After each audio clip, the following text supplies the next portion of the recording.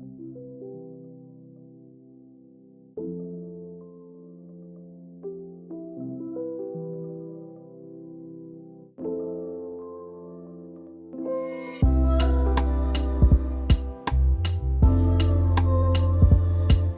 morning, church family. We welcome you to our online service. I am Catherine. And I am Jeremiah. पिछले Sunday pastor Moses ने हमें ये बताया कि ministry of Holi spirit में हमें यीशु मसीह का प्रकाशन मिलता है और उस प्रकाशन में हमें हमारी आइडेंटिटी और पर्पस पता चलते हैं। इस हफ्ते पास्टर समीर हमें ये बताने वाले हैं कि अगर हमें परमेश्वर पिता के प्रोमिसेस को अपने लाइफ में पूरा होते हुए देखना है तो पवित्र आत्मा से रिन्यू होना ज़रूरी है। पर इसके पहले कि हम वचन में जाए, आओ हम आराधना करें। Good morning everybody. Yeshu Masih के नाम में आज फिर से आपका स्वागत है। आज जब सारी दुनिया में जितने मसीह लोग हैं चर्च जाते हैं, कलीसिया में जाते हैं और पाम संडे मनाते हैं, यीशु का स्वागत करते हैं। Hallelujah. You know, I was just dwelling upon the blood of Jesus that he shared on the cross for you and me. अपना लहू जो उसने हम पर बहा दिया। हालेलुया। हम में से हर एक के लिए बहाया। आज उस लहू की कीमत हम सोच भी नहीं सकते। Hallelujah. But he has paid that price. यीशु मसीह ने वो कीमत चुकाई जब उसने क्रूस पर अपना एक एक लहू का कतरा बहा दिया। Hallelujah. He shed every drop of blood that was in his body. Hallelujah. Because he loves you. क्योंकि वो आपसे प्रेम करता है, क्योंकि वो मुझसे प्रेम करता है। Oh, thank you, Jesus. Thank you, Lord. आइए आज जब उसकी आराधना करें, so know that he is a God who has paid a price for you. वो एक ऐसा परमेश्वर है जिसने आपके लिए कीमत चुकाई है। हालेलुया। आइए आज अपने पूरे दिल से उसकी आराधना करें, अपने आप को उसकी ओर समर्पित कर दें। Thank you, Jesus. He said, I am a good shepherd. मैं एक अच्छा चरवाहा हूं।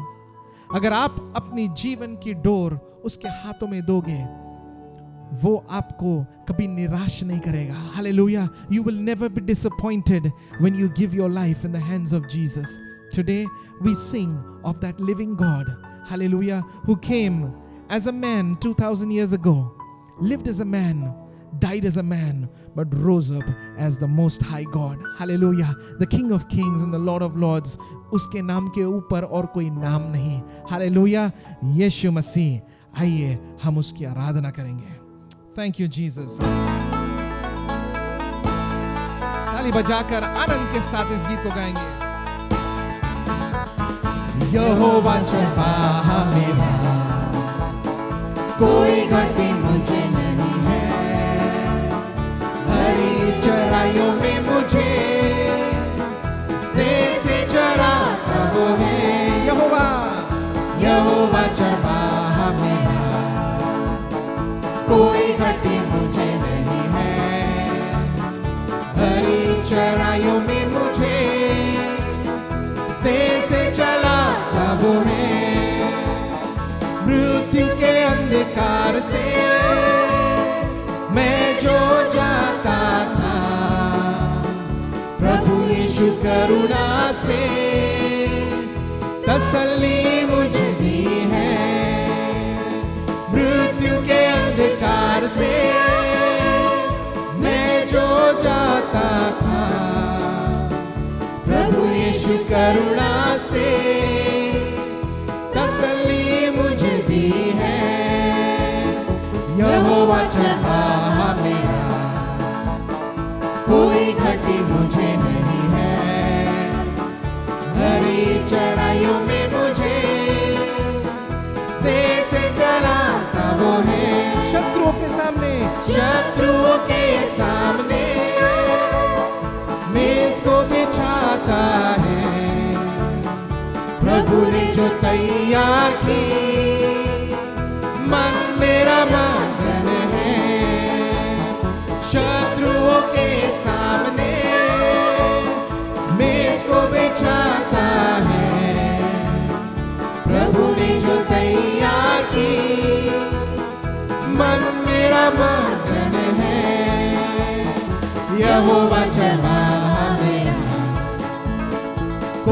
घटी मुझे नहीं है, हरी चराइयों में मुझे स्नेह से चलाता वो है, सिर पर वो तेल मला है, अभिषेक मुझे किया है, दिल मेरा भर गया है और उमड़ भी रहा है, सिर पर वो तेल मला है, अभिषेक मुझे किया है, दिल मेरा भर गया है और उमड़ भी रहा है। यहोवा चरवाहा मेरा, कोई घटी मुझे नहीं है, हरी चराइयों में मुझे से चलाता वो है, सर्वदा प्रभु घर में करूँगा निवास जो मैं, करुणा भलाई भी उसकी आनंदित मुझे करती है, सर्वदा प्रभु घर में करूँगा निवास जो मैं, करुणा भलाई भी उसकी आनंदित मुझे करती है। यहोवा चरवाहा मेरा, कोई घटी मुझे नहीं है, हरी चराइयों में मुझे से चराता वो है। यहोवा चरवाहा मेरा, कोई घटी मुझे नहीं है, हरी चराइयों में मुझे से चलाता वो है। यीशु ने लहू बहाया, उस लहू में ताकत है, उस लहू में विजय है। हालेलुया। लहू की जय, यीशु के लहू की जय, लहू की जय, यीशु के लहू की जय, कलवरी यीशु के लहू की जय, करुणा में प्रभु के लहू की जय, कलवरी यीशु के लहू की जय, करुणा में प्रभु के लहू की जय, दुष्टों को भगाने वाले लहू की जय, सदा आनंद देने वाले लहू की जय, दुष्टों को भगाने वाले लहू की जय, सदा आनंद देने वाले लहू की जय, अधिकार देने वाले लहू की जय, अद्भुत काम करने वाले लहू की जय, अधिकार देने वाले लहू की जय, अद्भुत काम करने वाले लहू की जय, लहू की लहू की जय, यीशु के लहू की जय, लहू की जय, यीशु के लहू की जय, कलवरी यीशु के लहू की जय, करुणा में प्रभु के लहू की जय, कलवरी यीशु के लहू की जय, करुणा में प्रभु के लहू की जय, पापों को धोने वाले लहू की जय, परिशुद्ध करने वाले लहू की जय, पापों को धोने वाले लहू की जय, परिशुद्ध करने वाले लहू की जय, श्रापों को मिटाने वाले लहू की जय, समाधान करने वाले लहू की जय, श्रापों को मिटाने वाले लहू की जय, समाधान करने वाले लहू की जय, लहू की जय, यीशु के लहू की और जय, rejoice। लहू की जय, यीशु के लहू की जय, कलवरी यीशु के लहू की जय, करुणा में प्रभु के लहू की जय, कलवरी यीशु के लहू की जय, करुणा में प्रभु के लहू की जय, छुटकारा देने वाले लहू की जय, जयवन करने वाले लहू की जय, छुटकारा देने वाले लहू की जय, जयवन करने वाले लहू की जय, निर्बलता हटाने वाले लहू की जय, सामर्थी बनाने वाले लहू की जय, निर्बलता हटाने वाले लहू की जय, समाधान करने वाले लहू की जय, लहू की जय, यीशु के लहू की जय, लहू की जय, यीशु के लहू की जय, कलवरी यीशु के लहू की जय, करुणा में प्रभु के लहू की जय, कलवरी यीशु के लहू की जय, करुणा में प्रभु के लहू की जय, वकालत करने वाले लहू की जय, प्रतिदिन संभालने वाले लहू की जय, वकालत करने वाले लहू की जय, प्रतिदिन संभालने वाले लहू की जय, धर्मी बनाने वाले लहू की जय, आनंद जीवन देने वाले लहू की जय, धर्मी बनाने वाले लहू की जय, आनंद जीवन देने वाले लहू की जय, लहू की जय, यीशु के लहू की जय, लहू की जय, यीशु के लहू की जय, कलवरी यीशु के लहू की जय, करुणा में प्रभु के लहू की जय, कलवरी यीशु के लहू की जय, करुणा में प्रभु के लहू की जय। हालेलुया।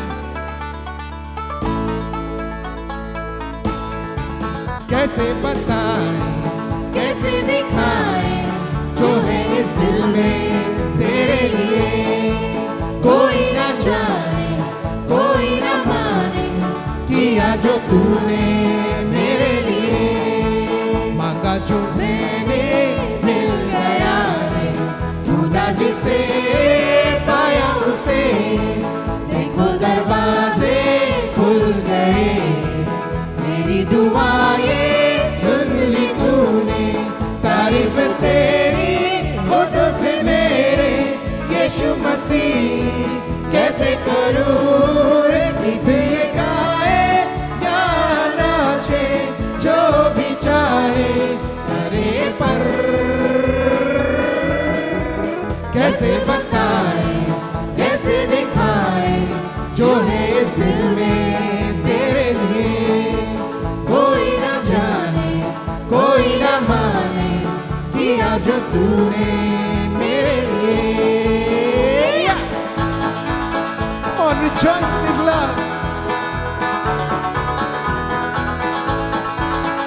पहले से ही चुन लिया है मुझे तूने, नाम लेके चंगाई दी है तूने, और आजादी मिली है। फिर से एक बार, पहले से ही चुन लिया है मुझे तूने, नाम लेके चंगाई दी है तूने, और आजादी मिली है तुझ में, तारीफ तेरी होठों से मेरे, यीशु मसीह कैसे करूं रे गीत ये गाए या नाचे, जो भी चाहे करे पर, कैसे बताएं कैसे दिखाएं जो है इस दिल में तेरे लिए, कोई ना जाने कोई ना माने, किया जो तूने मेरे लिए, कैसे बताएं, कैसे बताएं कैसे दिखाएं जो है इस दिल में तेरे लिए, कोई ना जाने कोई ना माने, किया जो तूने मेरे लिए, तारीफ तेरी होठों से मेरे, यीशु मसीह कैसे करूं रे गीत ये गाए या नाचे, जो भी चाहे करे पर। Hallelujah.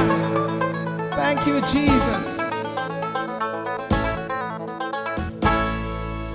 Hallelujah. Come on, ताली बजाकर आराधना करेंगे. It's lovely to be in the presence of the Lord. बड़े आनंद की बात है कि हम परमेश्वर की उपस्थिति में होते हैं. हालेलुया. क्रूस पर जो उसने काम किया हमारे लिए, nothing compares to it. Hallelujah. Nothing compares to the cross, to the work that Jesus did on the cross. आइए चिल्लाकर गाएं, अपनी आवाज उठाकर गाएं, सबको सुनाएं कि वो प्रेम जो यीशु मसीह ने हमारे लिए दिया वो सबके लिए है। Hallelujah, amen. Come on, we worship God. Thank you Jesus. वो ओ ओ वो ओ वो वो ओ ओ वो ओ वो ओ ओ वो ओ वो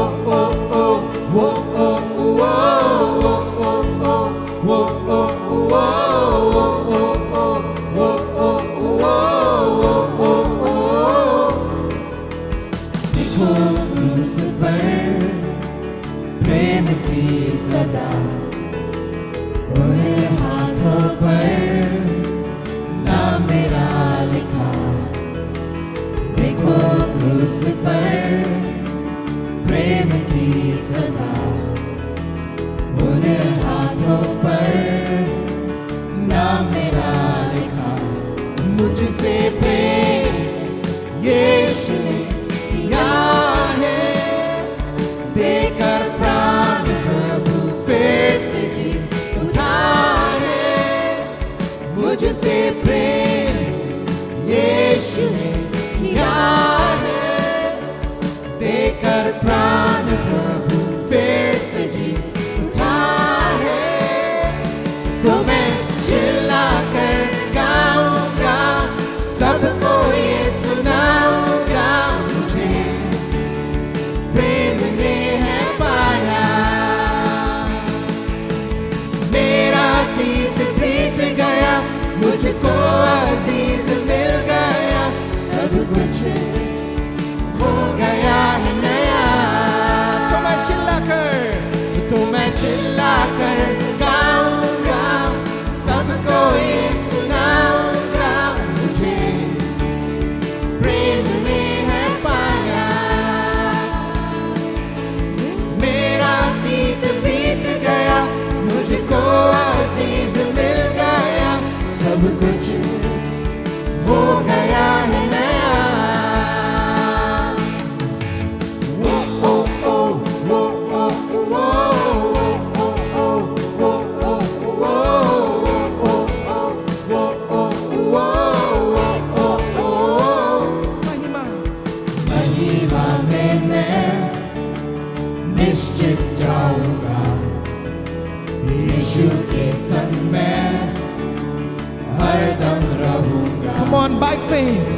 महिमा में मैं निश्चित जाऊंगा, यीशु के संग में हरदम रहूंगा। मुझसे प्रेम यीशु ने किया है, देकर प्राण प्रभु फिर से जी उठा है। मुझसे प्रेम यीशु ने किया है, देकर प्राण प्रभु फिर से जी उठा है। तो मैं चिल्ला कर गाऊंगा, सबको ये सुनाऊंगा, मुझे प्रेम ने है पाया। मेरा अतीत बीत गया, मुझको अजीज मिल गया, सब कुछ हो गया है नया। Come on, let's worship him। Hallelujah, thank you Lord Jesus। Oh,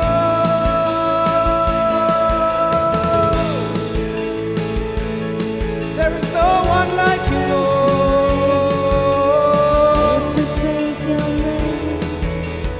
चिल्लाकर गाऊंगा, हालेलुया। तो मैं चिल्ला कर गाऊंगा, सबको ये सुनाऊंगा, मुझे प्रेम ने है पाया।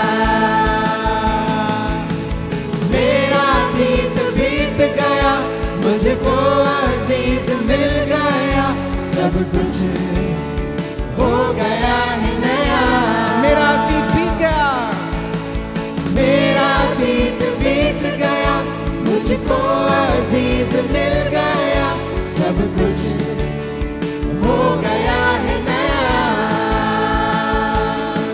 सब कुछ हो गया है नया, सब कुछ हो गया है नया,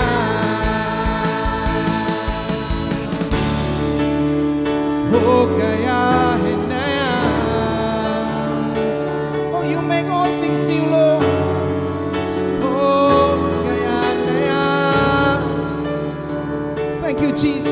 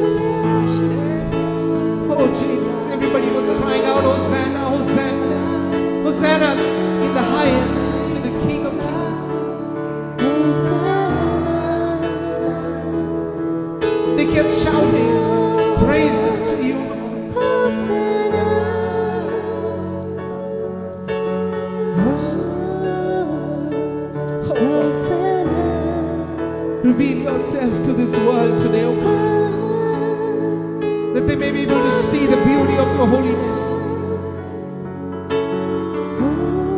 Jesus, bless us with your presence, Lord. जहाँ कहीं भी है प्रभु, जो भी कोई हमारे साथ जुड़ रहा है, अपनी पवित्र आत्मा उन पर उंडेल दे प्रभु, अपनी उपस्थिति में उनको लेकर आ जा। Thank you, Jesus. Thank you, Lord.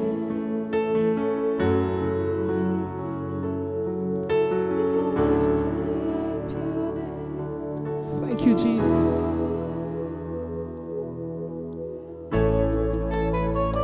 We worship you, God. There is no one like you. यीशु मसीह, तेरे जैसा है कोई नहीं, तेरे चरणों में झुके आसमां और महिमा गाए ज़मीन। यीशु मसीह, तेरे जैसा है कोई चरणों में झुके आसमां और महिमा गाए ज़मीन। हम गाए हो सना, तू राजाओं का है राजा, तेरी महिमा हो बेसदा।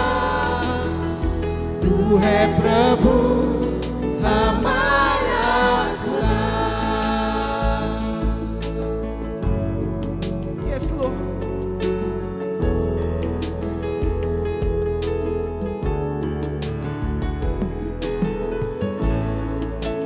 प्यारे पिता, तूने हमसे इतना प्यार किया, हमें पापों से छुड़ाने को अपने बेटे को कुर्बान किया। प्यारे पिता, तूने हमसे इतना प्यार किया, हमें पापों से छुड़ाने को अपने बेटे को कुर्बान किया। हम गाए हो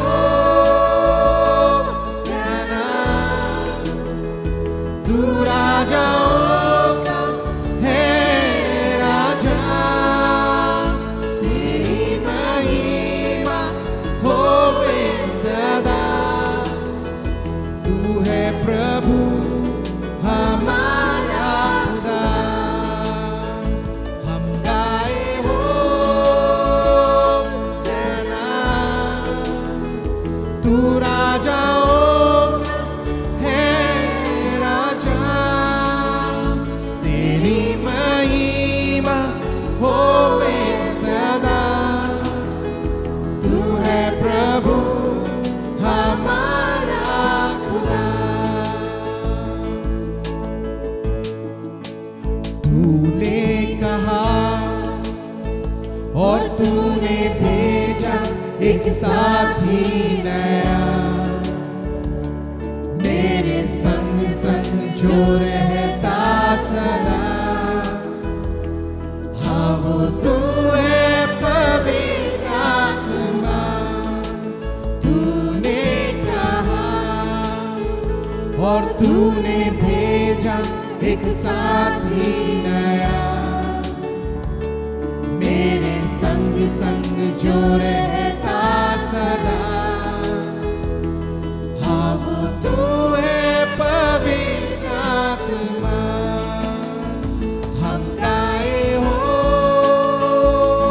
सेना, तू राजाओं का है राजा, तेरी महिमा होवे सदा। तू है प्रभु हमारा खुदा, हम गाए हो सेना। तू राजाओं का है राजा, तेरी महिमा होवे सदा। तू है प्रभु हमारा खुदा। Luke 6:38 Give and it shall be given to you, good measure, pressed down, shaken together, and running over will be put into your bosom. For with the same measure that you use it, will be measured back to you. जब मैं इस वचन को पढ़ती हूँ तो मुझे उस बच्चे की कहानी याद आती है जब उसने अपनी 5 रोटी और 2 मछली यीशु मसीह को दिया। यीशु मसीह ने सिर्फ उसकी ज़रूरत को पूरा नहीं किया, पर उधर जितने भी लोग मौजूद थे उन सारे लोगों की ज़रूरत को पूरा किया। तो इससे मैं ये समझती हूँ कि ऑफरिंग का समय एक ऐसा समय है जब हम परमेश्वर पर भरोसा करते हैं कि वो हमारे आज की ज़रूरत को नहीं पर हमारे फ्यूचर की ज़रूरतों को भी पूरा करने वाला है। So today, as you sow, believe and trust that God will not only provide for your present needs but also for the future needs. Let me pray for you. Father God, we thank you for this time. Lord, I pray that as people purpose in their heart to sow, may they trust you with everything that they give unto you, Lord God. I give their lives and everything into your hands, Father God. Reward them for everything that they do for you. In Jesus' name I pray. Amen. Praise the Lord. Whenever I think about the love of Jesus, I just wonder how amazing is His love. I was the guilty one, but I am set free while He is punished. And as Jesus was on the cross, hung there to die, He said, Father, forgive them, for they do not know what they're doing. And He gave His life for each one of them who crucified Him. He paid our debts, died our death, so that you and I can live again.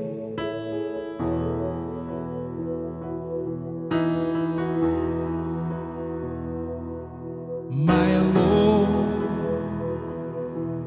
what love is this that pays so dearly that the guilty one, may go free. Amazing love, oh what sacrifice, the Son of God given for me. My daily praise and my death he dies, that I might live, that I might live.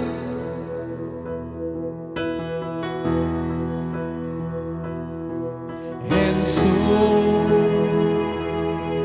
they watched him die, despised, rejected, but oh, the blood he shed flowed for me. Amazing love, oh what sacrifice, the Son of God given for me. My daily praise and my death he dies, that I might live, that I might live.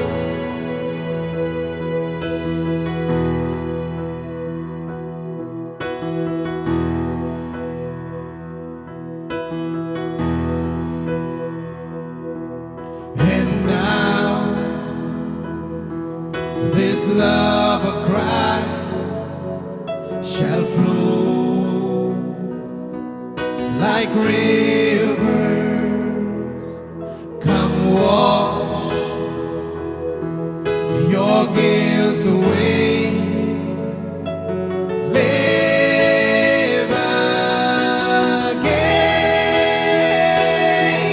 Amazing love, oh what sacrifice, the Son of God given for me.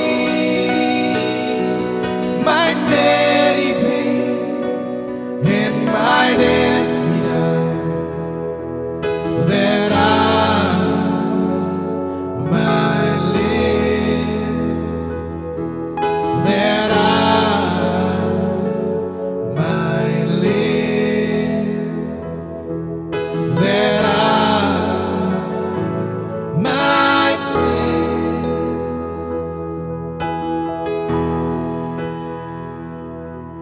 that I might live.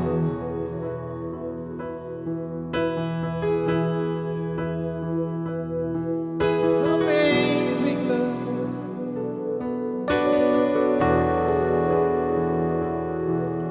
amazing love, love of Christ,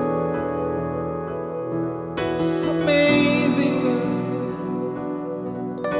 Jesus. प्रभु यीशु मसीह के नाम से आप सबका अभिवादन करता हूँ। धन्यवादित हूँ परमेश्वर ने एक बार फिर ये अवसर दिया कि आपसे परमेश्वर का वचन बांट सकूँ। पिछले कई सप्ताह से मैं और पास्टर मोजेस लगातार एक विषय पे आपसे बात कर रहे हैं, पवित्र आत्मा को जानना, उनकी सहभागिता में बढ़ना और उनको अपने जीवन में काम करने देना। इस विषय पे हम आपसे बात कर रहे हैं और हमारा विश्वास है पिछले 5 सप्ताह में जो कुछ हमने आपसे बांटा है उसने आपके आत्मिक जीवन में बढ़ोतरी की है। आज इसी विषय को थोड़ी और गहराई से समझने के लिए थोड़ी देर आपका सहयोग चाहता हूँ। तीतुस उसका 3 अध्याय उसका 5वां पद वहाँ यूँ लिखा है, तो उसने हमारा उद्धार किया और ये धर्म के कामों के कारण नहीं जो हमने आप किए, पर अपनी दया के अनुसार नए जन्म के स्नान और पवित्र आत्मा के हमें नया बनाने के द्वारा हुआ। हालेलुया। इस पद से मैंने पहले भी आपसे चर्चा की है। मैंने बताया आपको कि हमारा नया होना सिर्फ और सिर्फ पवित्र आत्मा के द्वारा है। कुरिन्थियों उसके पहले कुरिन्थियों के 5वें अध्याय के 17वें पद में लिखा है, यदि तुम मसीह में हो तो नई सृष्टि हो। पर यह नए होने की प्रक्रिया स्वतः नहीं होती, अपने आप नहीं होती। ये सब पवित्र आत्मा के द्वारा होता है। एक पवित्र आत्मा एक विश्वासी को बदल कर नया कर देता है। पर हम कई बार इस नए होने की इंपॉर्टेंस को नहीं जानते। हम कई बार इस बात को नहीं समझते कि क्यों एक विश्वासी के लिए अनिवार्य है कि वो फिर से नया हो जाए। और चूंकि ये इंपॉर्टेंस आपको मुझको नहीं है, हम अपने आप को उस तरीके से पवित्र आत्मा के सामने सरेंडर नहीं करते जैसा करना आपके लिए जरूरी है। और आज थोड़ी देर इस बात पे आपका ध्यान चाहता हूं, क्यों जरूरी है नया होना। परमेश्वर ने अपने वचन में बहुत से वायदे किए हैं एक विश्वासी के लिए, एक ऐसे व्यक्ति के लिए जो यीशु मसीह पे विश्वास करता है। परमेश्वर के वचन में बहुत से वायदे हैं। परमेश्वर ने विश्वासी को एक अबंडेंट लाइफ के लिए बुलाया है, एक ऐसी जिंदगी जहां बहुतायत है, जहां किसी बात की कमी नहीं है, कोई लैकिंग नहीं है। परमेश्वर ने ऐसी जिंदगी के लिए आपको और मुझको बुलाया है। परमेश्वर ने एक ऐसी जिंदगी के लिए बुलाया है जहां आप और मैं परमेश्वर के बिल्कुल सामीप्य घनिष्ठता में रहते हैं। लाइफ ऑफ इंटीमेसी के लिए परमेश्वर ने आपको मुझको बुलाया है। परमेश्वर ने आपको मुझको एक विक्ट्री के लाइफ में बुलाया जहां आप और मैं कभी भी असफल नहीं होते, हार को नहीं देखते। हम बुरी से बुरी परिस्थितियों में जाते हैं पर परमेश्वर हमें वहां से जय दिलाता है। परमेश्वर ने ऐसे जीवन के लिए आपको मुझको बुलाया है। परमेश्वर ने आपको मुझको एक हेल्दी लाइफ के लिए बुलाया है, एक ऐसी जिंदगी जहां हमारे जीवन में किसी भी किस्म का रोग नहीं होता, अपितु हम जब दूसरों के लिए प्रार्थना करते हैं उनकी जिंदगी से दूर रोग बीमारियां दूर हो जाती हैं। इस तरह की बहुत सी वायदे हैं जो परमेश्वर ने एक विश्वासी के लिए रखा है। पर कई बार आप और मैं ये बात नहीं समझते कि ये सारे प्रॉमिसेस, ये सारे जो डिवाइन प्रॉमिसेस परमेश्वर के हैं, ये उस विश्वासी के लिए हैं जो नया है। पुराने नेचर के लिए, जो पुराना समीर, अगर मैं अपनी बात करूं, जो पुराना समीर है उसके लिए डिवाइन प्रॉमिसेस नहीं है। परमेश्वर ने ये सारी बातें, ये नए जीवन के जितने भी वायदे हैं, जितनी भी ब्लेसिंग्स परमेश्वर ने रखी हैं, ये नए विश्वासी के, उस विश्वासी के लिए है जो नया हो गया है। इसका कारण ये है कि जो हमारा पुराना व्यक्तित्व है वो परमेश्वर के इन नए वादों के अनुकूल नहीं है। The God promises, the God blessings are not compatible to old nature. जो हमारा पुराना नेचर है, वो जो पाप करने का स्वभाव जिसमें आप और मैं पापी हैं, उसमें ये वायदे परमेश्वर के सस्टेन नहीं होते, ऑब्टेन नहीं होते। कई बार आप और मैं स्ट्रगल करते हैं, कई विश्वासी अपने लाइफ में स्ट्रगल करते हैं। उन्हें लगता है परमेश्वर मैं तुझे प्यार करता हूं, मैं तेरे साथ हूं, पर मेरी जिंदगी में बदल क्यों नहीं रहा, मेरी जिंदगी में ये प्रॉमिसेस क्यों नहीं है। इसका सिर्फ एक कारण है कि आप और मैं बदल नहीं रहे, नया नहीं हो रहे।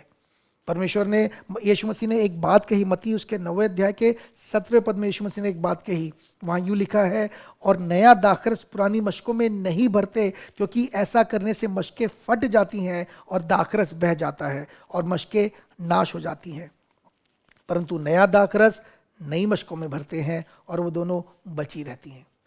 क्या कह रहे हैं यीशु मसीह? यीशु मसीह कह रहे हैं कि जो नया दाखरस है, वो जो नई डिवाइन प्रॉमिसेस हैं, वो जो गॉड्स ब्लेसिंग्स हैं, जो परमेश्वर ने आपके और मिले रखी हैं, वो पुरानी मशकों में, उस पुराने नेचर में, उस ओल्ड नेचर में नहीं सस्टेन होती, नहीं ऑब्टेन होती। अगर परमेश्वर का नया दाखरस चाहिए, नई ब्लेसिंग्स चाहिए, तो ज़रूरी है, अनिवार्य है कि आप और मैं नए हो जाए। और जब तक ऐसा नहीं होता, वो बातें सस्टेन नहीं होती। कई बार आप और मैं परमेश्वर से कुछ पा तो लेते हैं पर उसे रख नहीं पाते, हम उसे गंवा देते हैं। क्या परमेश्वर देने में विश्वास योग्य नहीं है? निसंदेह है। क्या आप परमेश्वर से प्रेम नहीं करते? आप करते हैं, पर चूंकि आपने अपने आप को बदला नहीं, आप फिर से नए नहीं हुए, वो नया स्वभाव, वो नई सृष्टि जिसकी चर्चा परमेश्वर अपने वचन में करते हैं, वो आप में मुझ में नहीं पाया जाता। और चूंकि वो नया स्वभाव नहीं है, हम उन प्रोमिसेस को होल्ड नहीं कर पाते, सस्टेन नहीं कर पाते। वचन कहता है, परंतु नया दाखरस नई मशकों में भरते हैं और वो दोनों बची रहती हैं। जब एक विश्वासी नया हो जाता है, बदल जाता है, उसकी ज़िंदगी में वो पुराना नेचर, वो पुरानी बातें जब चली जाती हैं और पवित्र आत्मा के द्वारा परमेश्वर की बातें उसमें जब आ जाती हैं, उसके चरित्र में, उसके चाल चलन में जब परमेश्वर की बातें आ जाती हैं, तो वो नए प्रोमिसेस को, जो परमेश्वर के डिवाइन प्रोमिसेस हैं, वो जो गॉड्स ब्लेसिंग जो परमेश्वर ने इस न्यू कवनेंट में यीशु मसीह के द्वारा की गई वाचा में आपके और मेरे रखी है, उसे वो ना सिर्फ ऑब्टेन करता है पर सस्टेन भी कर पाता है। इसलिए लिखा है, परंतु नया दाखरस नई मशकों में भरते हैं। परमेश्वर जानते हैं, वो जानते हैं कि आप और मैं उन नई प्रोमिसेस को पाएं, सस्टेन करें, इंजॉय करें। और जब हम आप और उस नई प्रोमिसेस में चलते हैं, लोग आपको मुझको देखकर परमेश्वर की महिमा करते हैं। लोग पूछते हैं, यार तुम्हारे जीवन में तो इतनी प्रॉब्लम्स थी, आज तुम इतना प्रॉस्परस लाइफ कैसे जीते हो? आप और मैं बताने पाते हैं, ये यीशु मसीह के द्वारा हुआ है, ये पिता के द्वारा हुआ है, पिता की महिमा होती है। पर ये सब तब होता है जब एक विश्वासी नया हो जाता है। पर ये नया होने की जो प्रक्रिया है, ये किसी और के द्वारा नहीं, पवित्र आत्मा के द्वारा होती है। तीतुस उसका 3 उसका 5 कहता है, पवित्र आत्मा के हमें नया बनाने के द्वारा हुआ है। कोई और नहीं है जो एक विश्वासी को ट्रांसफॉर्म करता है।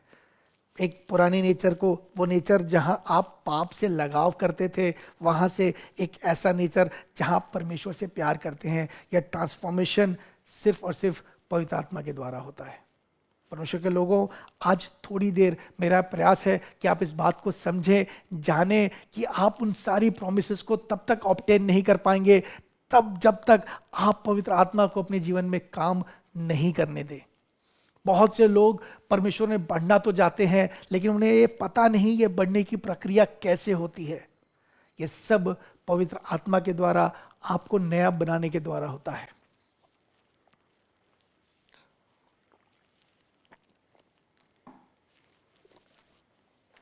हमने पिछली बार इस बात को देखा था कि पवित्र आत्मा कोई सामर्थ्य नहीं जिसे आप और मैं कंट्रोल करते हैं। बहुत से विश्वासी को एक मिसअंडरस्टैंडिंग है कि वो होली स्पिरिट को कंट्रोल कर सकते हैं। वो एक पावर है जिसे आप और मैं कंट्रोल करते हैं। यीशु मसीह ने, जब हमने यीशु मसीह पे विश्वास किया, यीशु मसीह ने हमें एक पावर दे दिया। ऐसा नहीं है। मैंने पिछली बार इस बात की चर्चा की थी कि पवित्र आत्मा एक पर्सनैलिटी है, एक व्यक्तित्व है। जिस तरह परमेश्वर है, जिस तरह यीशु मसीह है, वैसे ही पवित्र आत्मा है। और वो सिर्फ इसलिए आपके मेरे जीवन में है कि आपको और मुझको बदल कर वैसा बना दे जैसा परमेश्वर चाहते हैं। और आज थोड़ी देर परमेश्वर के वचन से मैं आपको दिखाना चाहता हूं कैसे पवित्र आत्मा एक विश्वासी के जीवन में काम करते हैं। और जब आप और मैं सरेंडर करते हैं, उनको अपना जीवन उनको सामने समर्पित करते हैं, जानकर कि वो कोई सामर्थ नहीं, वो परमेश्वर एक व्यक्तित्व है, एक ऐसा व्यक्तित्व जो दिखाई नहीं देता पर है। जब आप और मैं ऐसी समझ के साथ उनके सामने सरेंडर करते हैं, वो आपके मेरे जीवन को ट्रांसफॉर्म कर देते हैं, नया कर देते हैं। और जब आप और मैं नए हो जाते हैं, हमारी ज़िंदगी बदल जाती है। परमेश्वर के प्रोमिसेस हमारी लाइफ में ऑब्टेन होते हैं और हम उनको एंजॉय करने पाते हैं। देखिए 1 कुरिन्थियों उसका 2 अध्याय उसके 9 से 12वें पद तक क्या लिखा है। वहाँ लिखा है, परंतु जैसा लिखा है कि जो आँख ने नहीं देखी और जो कान ने नहीं सुना और जो बातें मनुष्य के चित्त पर नहीं चढ़ी, वे ही हैं जो परमेश्वर ने अपने प्रेम रखने वालों के लिए तैयार की हैं।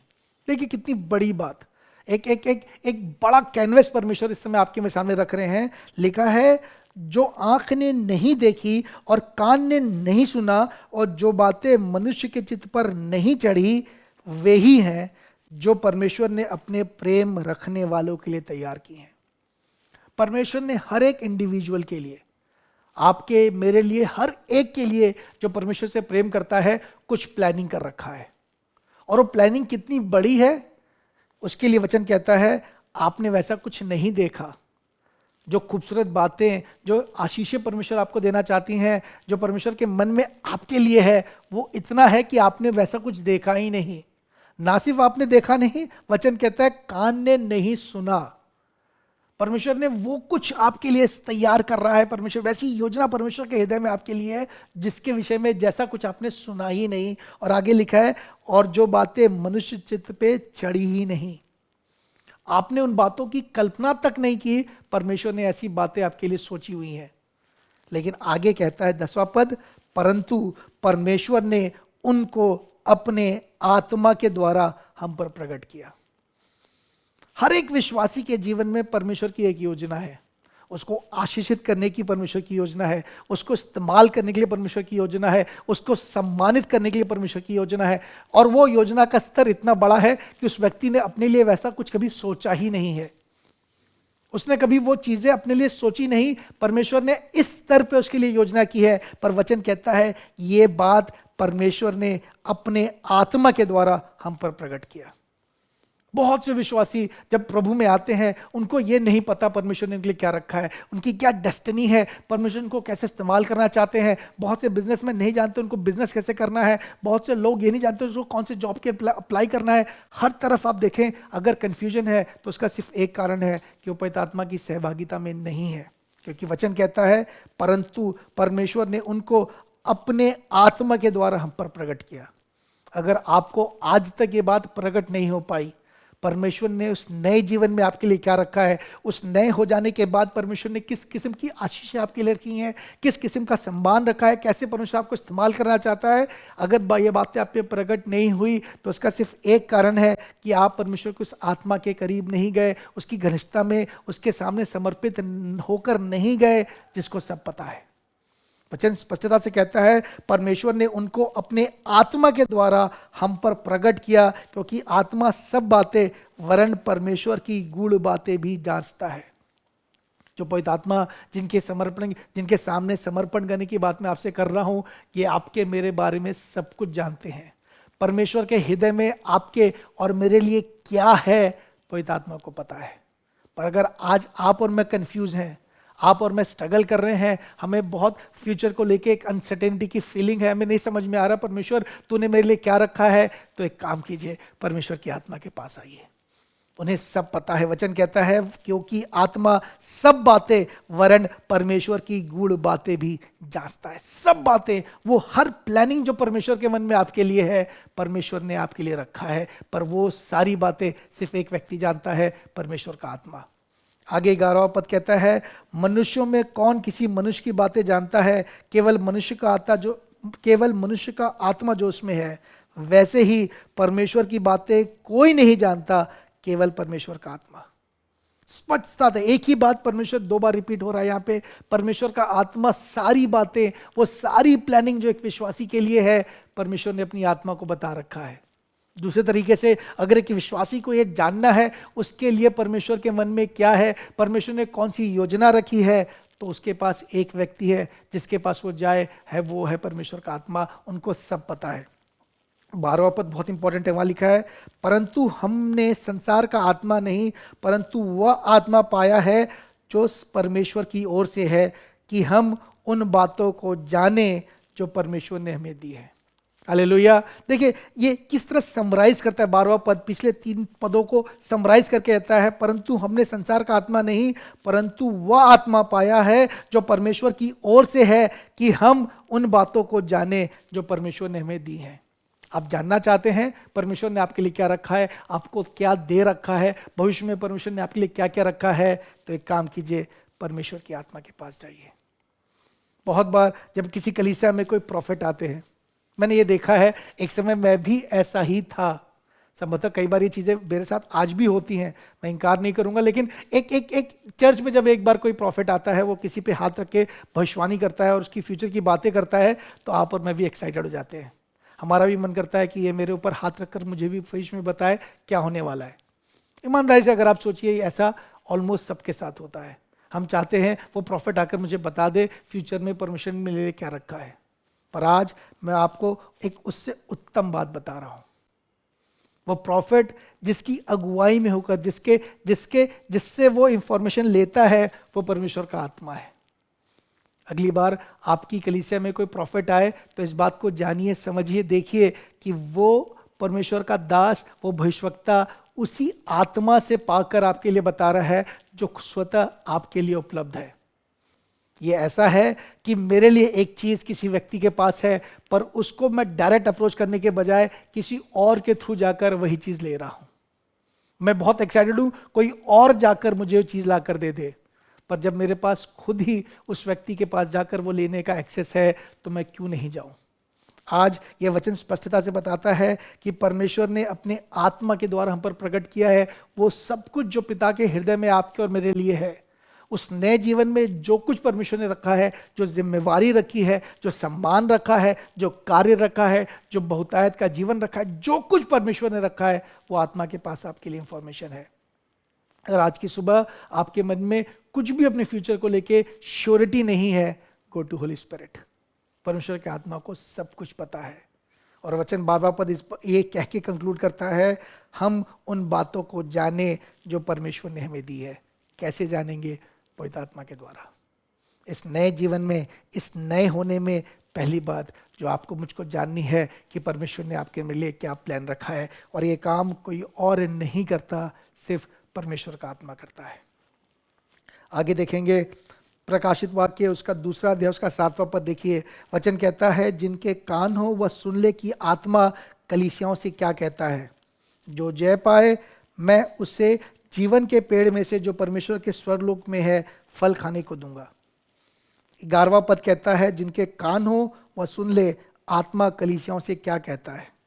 फिर 17वां पद कहता है, जिनके कान हो वह सुन ले आत्मा कलीसियाओं से क्या कहता है। अगर आप इस पद में बार बार देखेंगे, 2 अध्याय 3 अध्याय, यहाँ परमेश्वर 7 कलीसियाओं से बात कर रहे हैं। यीशु मसीह 7 कलीसियाओं से बात कर रहे हैं, पर जब भी इस अपने मैसेज को कंक्लूड कर रहे हैं वहाँ एक स्टेटमेंट आपको बार बार मिलता है। 3 अध्याय उसका 6वां पद, 13वां पद, 22वां पद, हर जगह लिखा है, जिनके कान हो सुन ले आत्मा कलीसिया से क्या कहता है।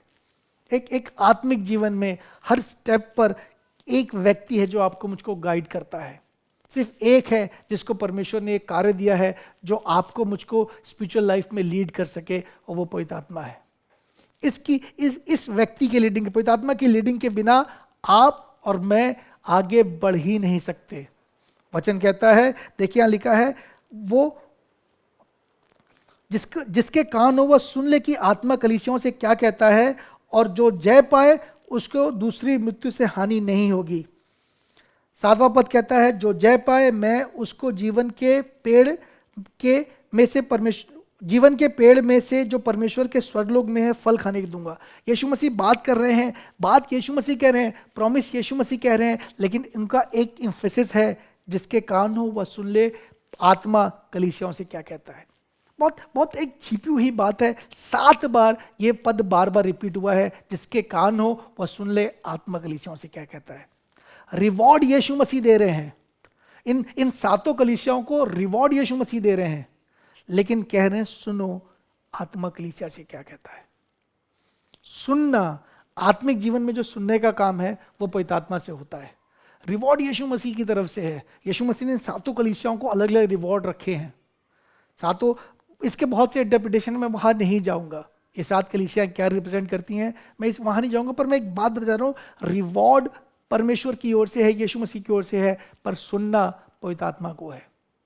एक विश्वासी अपने आत्मिक जीवन में जहां पहुंचना चाहता है, जैसा मैंने भी आपको बताया, कुरिन्थियों में लिखा है कि सारी प्लानिंग, परमेश्वर की सारी प्लानिंग पवित्र आत्मा के पास है। जो कुछ परमेश्वर के मन में आपके मेरे लिए है वो पवित्र आत्मा के पास है, पर उस जर्नी में, उस जर्नी के प्रोग्रेशन में एक व्यक्ति है जिसको मुझे बार बार सुनना है, वो पवित्र आत्मा है।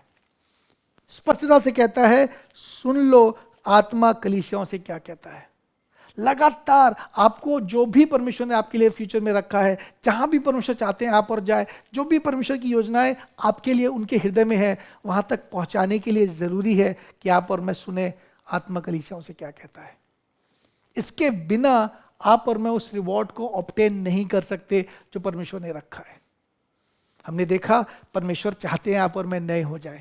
परमेश्वर चाहते हैं कि आपका मेरा जीवन बदल जाए, हम उन प्रोमिसेस को ऑब्टेन कर सकें। हमने देखा परमेश्वर के मन में हमारे लिए एक योजना है, हम में से हर एक के लिए परमेश्वर के पास एक बहुत बड़ी योजना है। ऐसी योजनाएं जो हमारी आंखों ने नहीं देखी, जो हमारे कानों ने नहीं सुना, इवन हमारे मनुष्यों के चित्त पे नहीं चढ़ी, हमने उस लेवल पे जाकर विजुलाइज भी नहीं किया है कि परमेश्वर ने आपके लिए रखा है। लेकिन सारी बातों में एक व्यक्ति है जो लगातार बना हुआ है, जो आपको मुझको हेल्प कर रहा है, और अब कहता है सुनो आत्मा कलीसिया से क्या कहता है।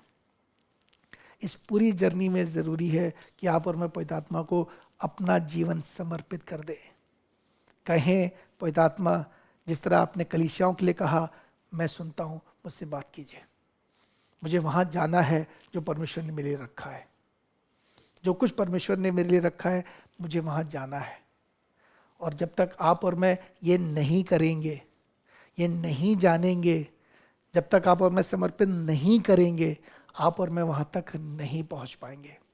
बहुत से लोग स्ट्रगल करते हैं, बहुत से लोग स्ट्रगल करते हैं इस बात में कि परमेश्वर तूने मेरे लिए वो भविष्यवाणी की थी, फलाने साल में जब हमारी कलीसिया में वो भविष्यवक्ता आए थे, उन्होंने मुझको अलग से बुलाकर मुझ पे हाथ रखकर ये भविष्यवाणी की थी, पर परमेश्वर इतने साल में कुछ नहीं हुआ।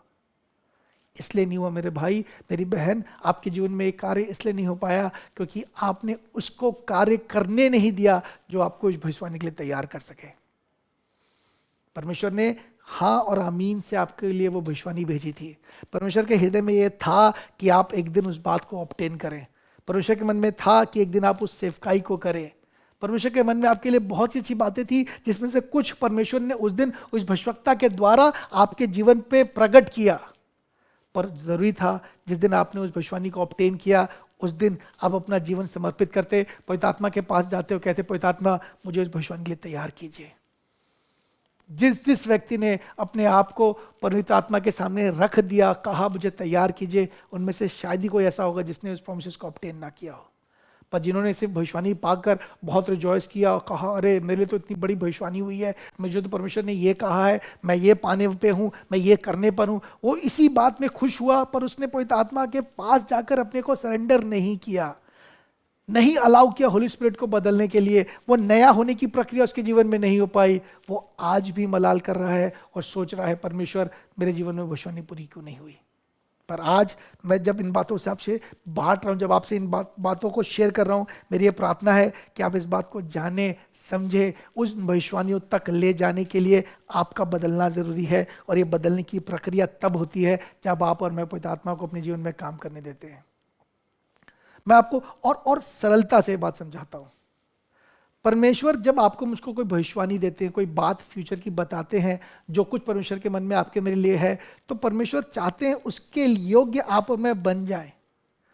और वो हर प्रोफेसी, हर बात जो एक विश्वासी के जीवन में आती है, वो इसलिए आती है कि परमेश्वर बताए कि मैं तेरे लिए क्या सोचता हूं। पर वो उस प्रोफेसी में एक हिडन ट्रूथ ये भी होता है कि इस बात के लिए तुझे बदलना है, तुझे किस लेवल पे आना है। अगर किसी के लिए प्रोफेसी है कि तू चल कल मेरे लिए एक प्रचारक बनेगा, तो जरूरी है कि वो बाइबल पढ़े। परमेश्वर ने एक एग्जाम्पल के तौर पे परमेश्वर ने आप में से किसी के लिए अगर कहा कि तू कल होकर मेरे लिए प्रचार करेगा और तुझे मैं देश देश में इस्तेमाल करूंगा, तो उस दिन से जरूरी है कि आप वचन पढ़ें। और ये वचन पढ़ने की जो प्रक्रिया है वो बार बार आपको पवित्र आत्मा उभारेगा, बैठ वचन पढ़। पर अगर आप उस प्रोफेसी को लेकर काम ना करें, अपने आप को तैयार ना करें, पवित्र आत्मा को अलाउ ना करें कि वो परमेश्वर की गूढ़ बातें, इन वचन की गहराई की बातें आपको समझाए, तो निस्संदेह जानिए आप वो प्रचारक नहीं बन पाएंगे जो परमेश्वर ने आपके लिए रखा है। पर जब एक व्यक्ति भविष्यवाणी सुनता है, उसे लगता है इस भविष्यवाणी में मेरे हिस्से में एक जिम्मेवारी का पार्ट आया है, मुझे बदलना है, मुझे अपने आप को तैयार करना है। और जो पवित्र आत्मा को कहता है मुझे बदल दीजिए, वो वचन लेके बैठता है, उसे वचन समझ में नहीं आता ये क्या लिखा है, वो पवित्र आत्मा को कहता है पवित्र आत्मा मेरे जीवन में काम कीजिए, मेरी मदद कीजिए। और पवित्र आत्मा उसके लिए वो वचन की बातें एकदम खोल कर समझाने लगते हैं। और वो व्यक्ति जो भी प्रभु में नया आया था, जिसे परमेश्वर के वचन के बारे में कुछ भी नहीं पता था, कुछ समय में, साल 2 साल में इतना स्ट्रांग हो जाता है वचन में कि परमेश्वर उसको इस्तेमाल करने लगते हैं। पहले वो लोकली अपने आसपास अपनी होम मीटिंग्स में इस्तेमाल होता है, फिर अलग अलग कलीसियाओं में परमेश्वर इस्तेमाल करते हैं, और धीरे धीरे वो कन्वेंशन में प्रीच करने लगता है। और एक दिन वो प्रोफेसी कि तुझे मैं देश देश में इस्तेमाल करूंगा, वो पूरी होती है।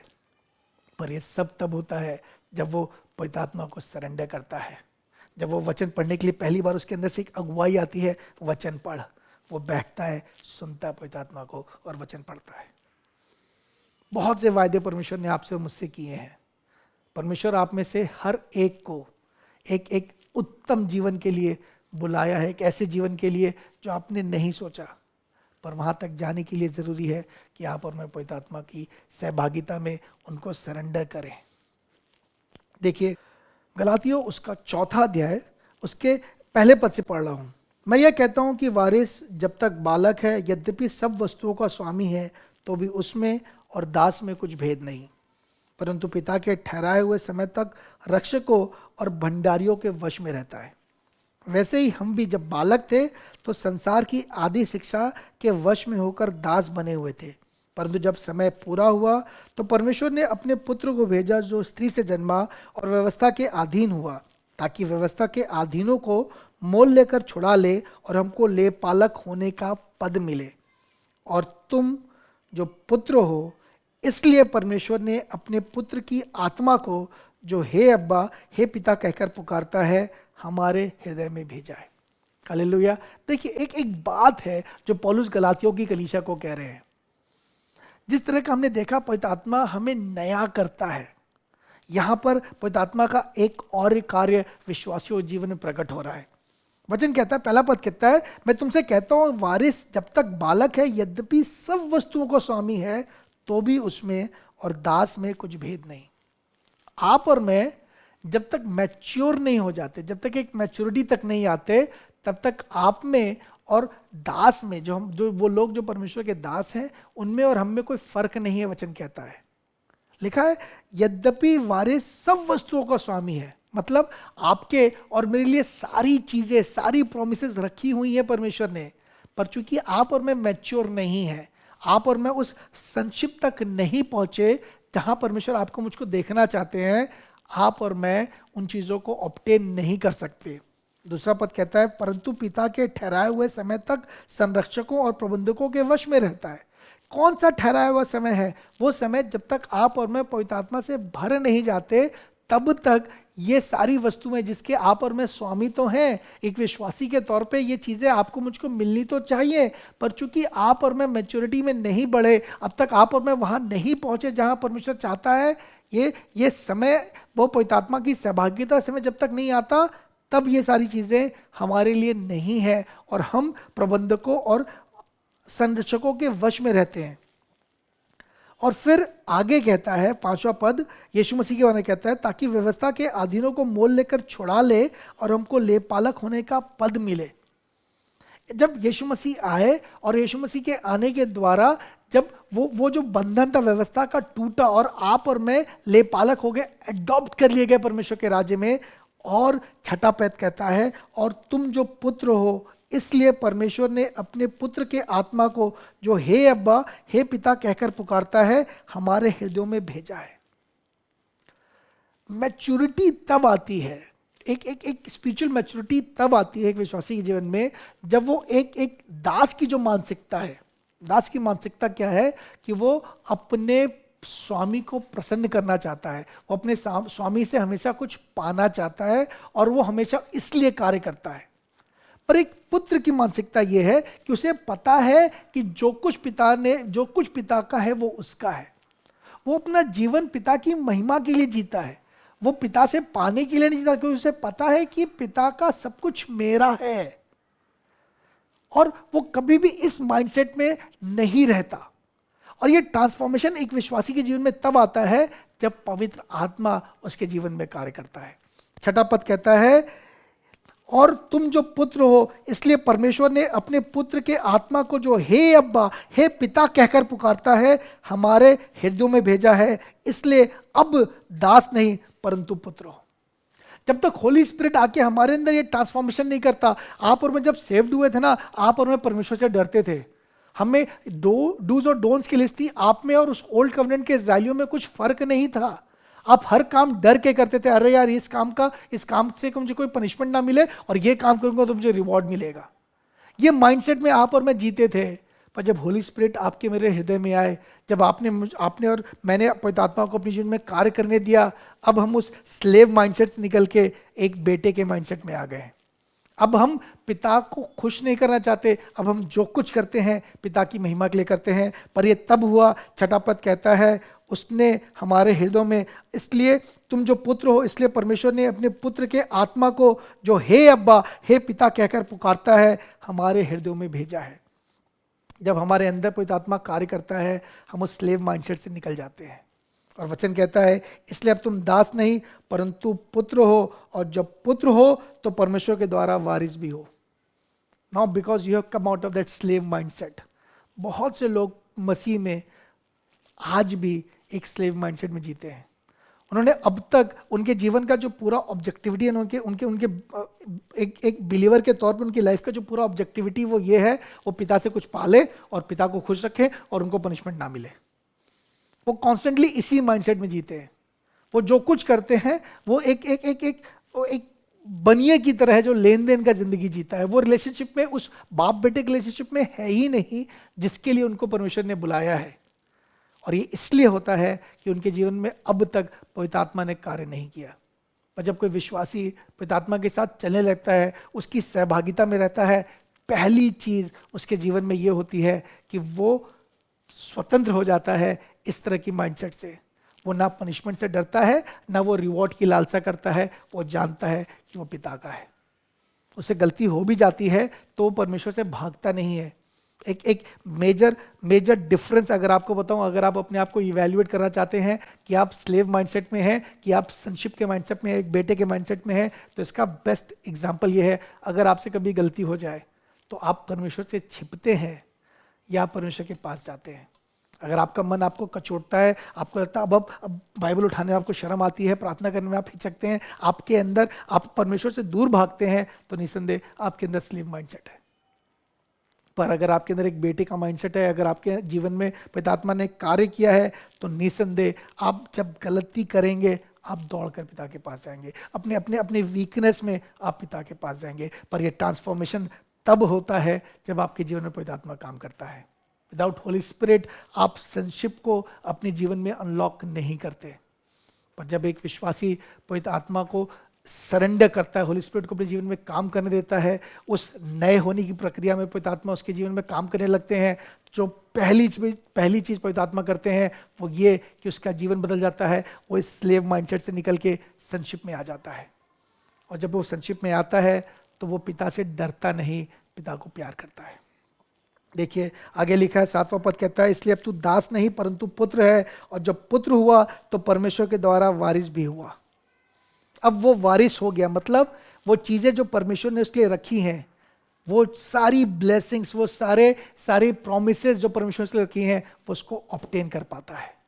पर ये सारा ट्रांसफॉर्मेशन सिर्फ और सिर्फ तब होता है जब उसके हृदय में परमेश्वर का आत्मा काम करता है।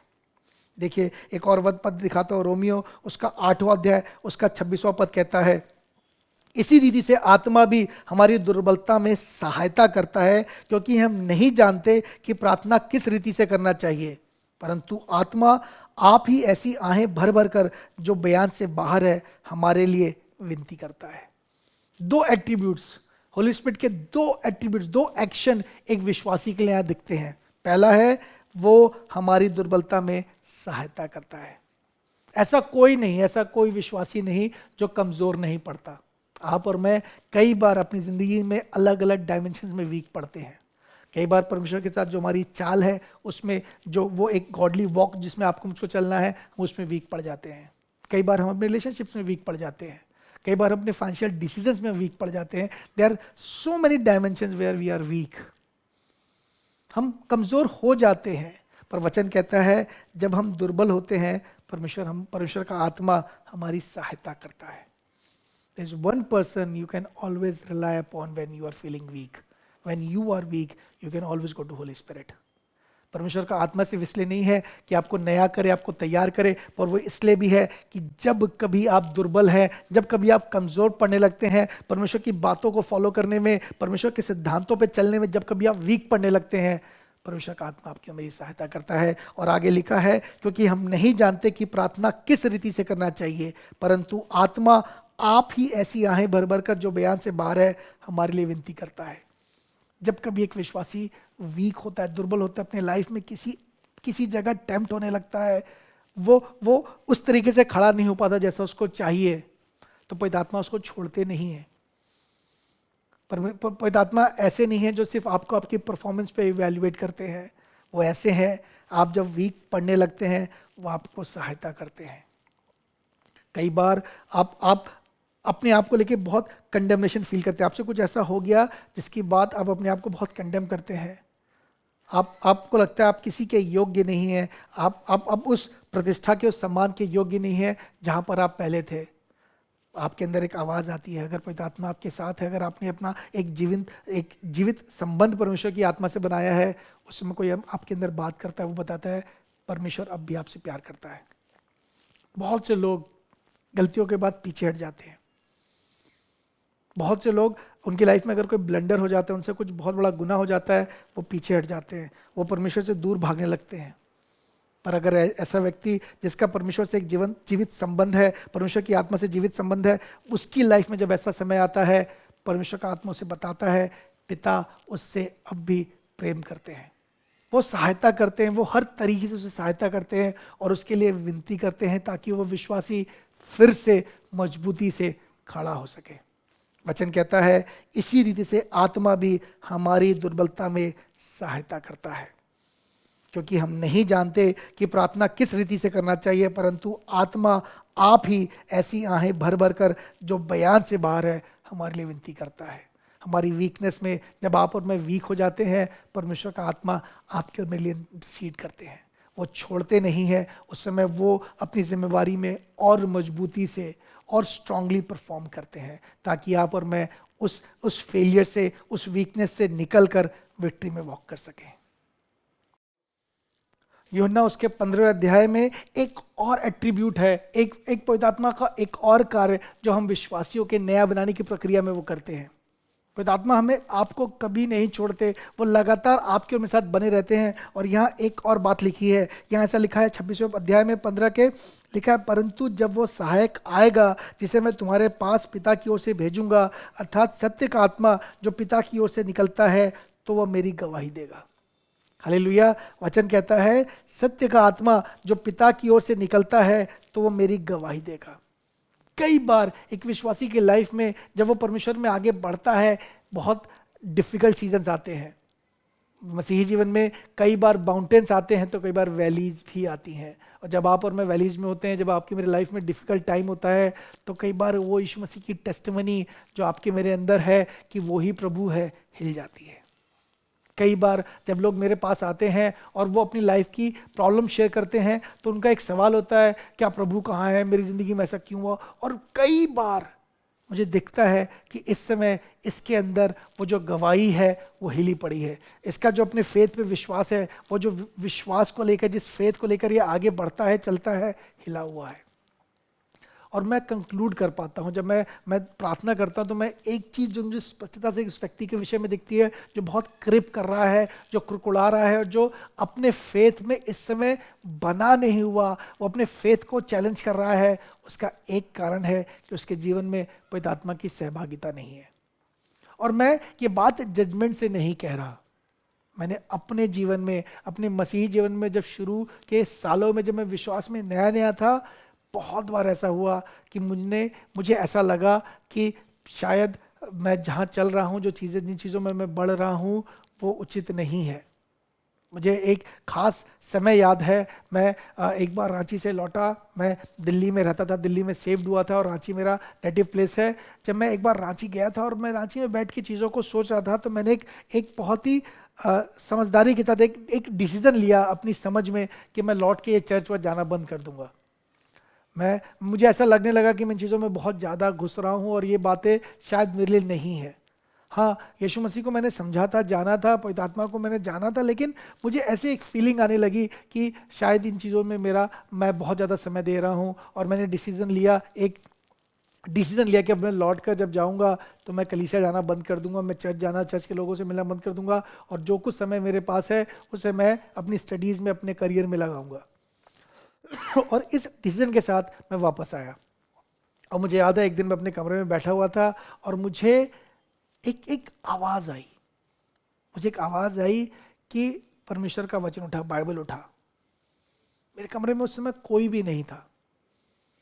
और चूंकि मैंने पहले भी इस आवाज़ को, परमेश्वर की आत्मा की आवाज़ को पहले भी सुना था, तो मैं समझ गया वो कौन है। मैंने वो बाइबल उठाया और मुझे उन्होंने एक पद, नीति वचन उसका 27वां अध्याय उसका 11वां पद मेरे सामने खुल के आ गया। और जब मैं उसको पढ़ने लिखा, वहाँ लिखा है, हे मेरे पुत्र, बुद्धिमान होकर मेरा मन आनंदित कर, तब मैं अपने निंदा करने वाले को उत्तर दे सकूंगा। ये पद जब मैं पढ़ रहा था तो मुझे ऐसा लगा कि ये पद कमरे में कोई और मेरे लिए पढ़ रहा है। मैंने ऑडिबली इन पदों को अपने कानों में सुना। लिखा है, हे मेरे पुत्र, बुद्धिमान होकर मेरा मन आनंदित कर, तब मैं निंदा करने वाले को उत्तर दे सकूंगा। और मुझे लगा ये मुझसे किसने बात की। इसके पहले कभी मैंने इस तरीके से, इस ऑडिबल वे में पवित्र आत्मा को नहीं सुना था। और वो पॉइंट था जब मेरा वो डिसीजन कि मैं अपने आप को परमेश्वर से अलग कर लूंगा, परमेश्वर के लोगों से, कलीसिया से, चर्च से अलग कर लूंगा, वो डिसीजन उस दिन रिवर्ट हो गया। परमेश्वर की आत्मा ने उस दिन इंटरवीन किया। मैं एक बहुत कंक्लूसिव डिसीजन लेके आया था अपने नेटिव प्लेस से। जब वापस दिल्ली आया था तो मैंने कहा था अब मैं इन चीज़ों में नहीं अपने आप को इन्वॉल्व करूंगा। मेरा बहुत टाइम, मेरा बहुत समय, बहुत रिसोर्सेज इन चीज़ों में जाता है। पर उस दिन परमेश्वर की आत्मा ने मेरे अंदर यीशु मसीह की गवाही दी, मेरे फेथ को वापस बिल्ड कर दिया। परमेश्वर के लोगों, कई बार जब आप और मैं परमेश्वर की बातों में बढ़ने लगते हैं, और कई बार ऐसा समय आता है जब स्थितियां विपरीत होती हैं, जब हमें वो रिजल्ट नहीं मिलता जो आप और मैं चाहते हैं।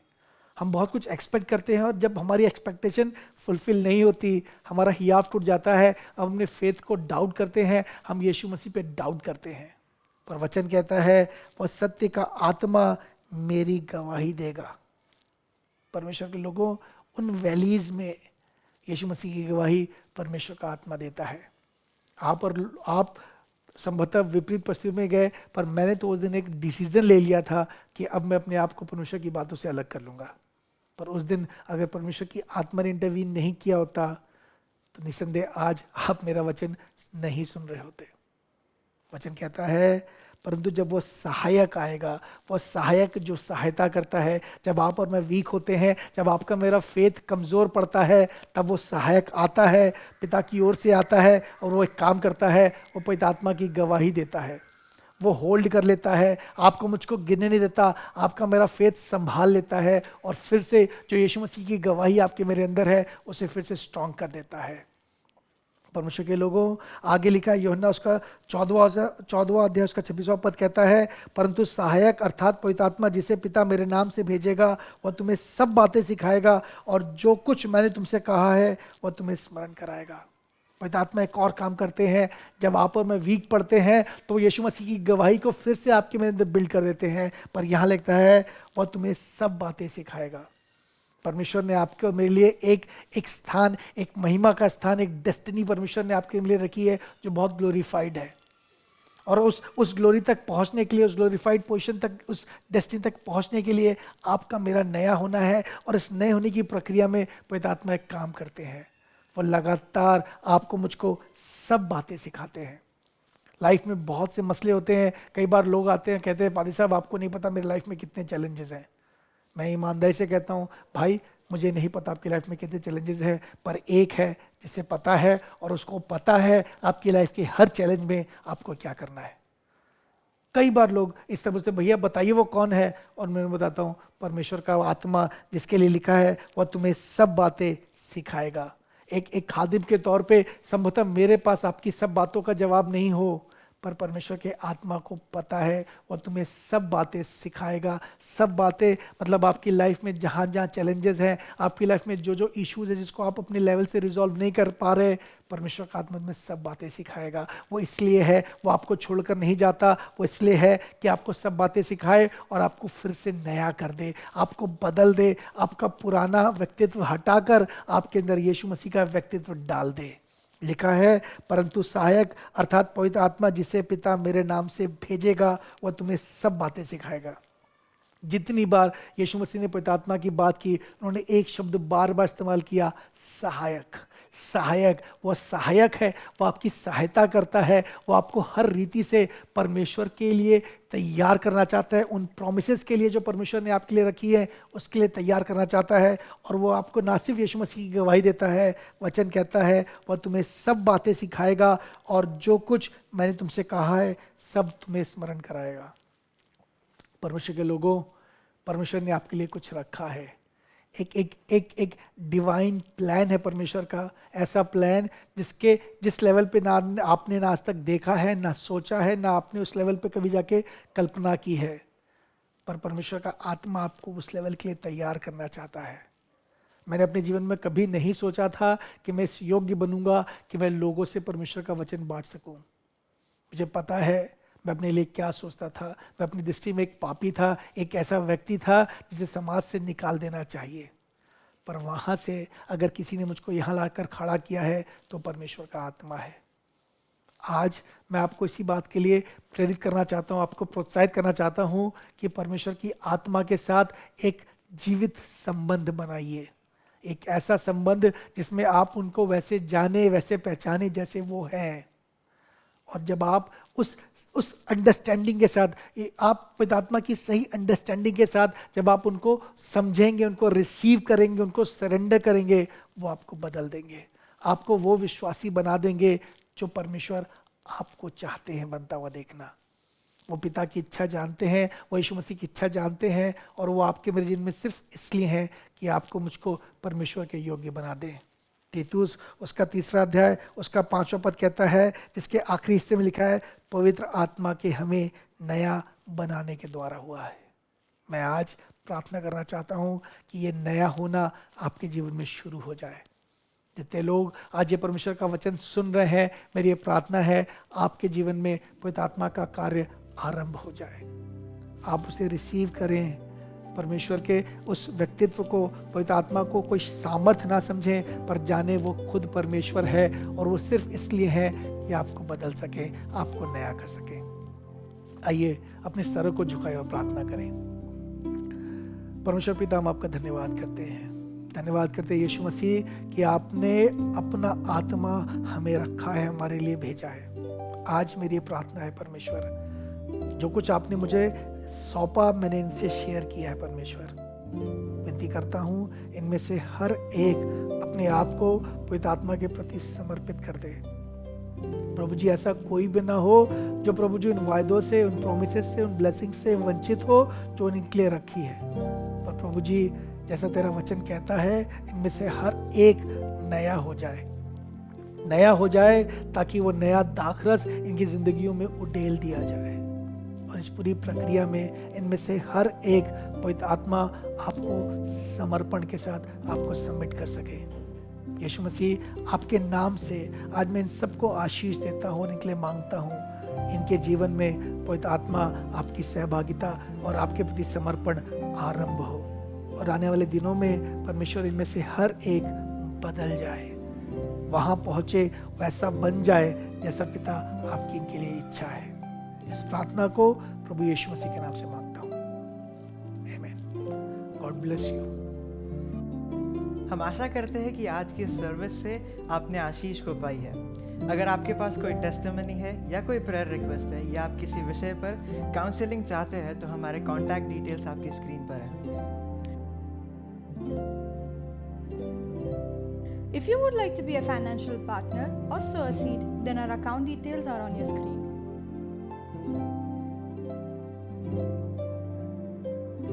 मैं आपको याद दिलाना चाहूँगा कि हर थर्सडे और सैटरडे दोपहर के 1 बजे वॉकिंग ऑन द वे नाम से शुभ संदेश टीवी चैनल पर हमारा शो आता है। आप उसे देख सकते हैं और अपने फ्रेंड्स और फैमिलीज को भी बताइए। अगले हफ्ते आपसे फिर मुलाकात होगी। Till then, stay blessed and stay safe. Bye.